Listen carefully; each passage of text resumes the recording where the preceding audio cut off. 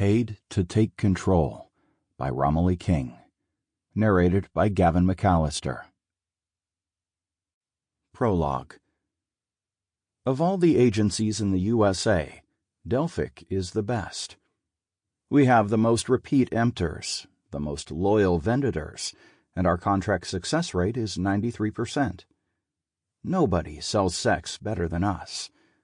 We're legal, we're ethical, and we pride ourselves on upholding not just the letter of the law, but the spirit of it.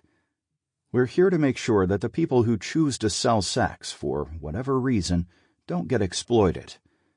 We've been doing this for nearly 20 years now, ever since the last Great Depression brought economies around the world to their knees. And in the aftermath, the rich who had stayed rich were taking what they wanted for a tin of beans from those who had nothing.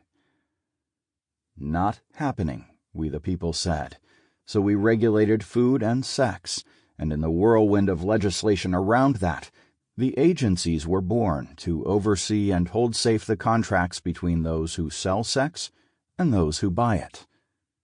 Here at Delphic, we have a secret weapon, an algorithm that allows us to map the unconscious kinks and desires of the vendors on our books, and the empters who want to buy their services. It means we hit the gold standard of any business. We give the customer more than they knew they wanted. We keep it very quiet because industrial espionage is a thing, and this is our edge. The algorithm was developed a decade ago by a couple of guys out of MIT.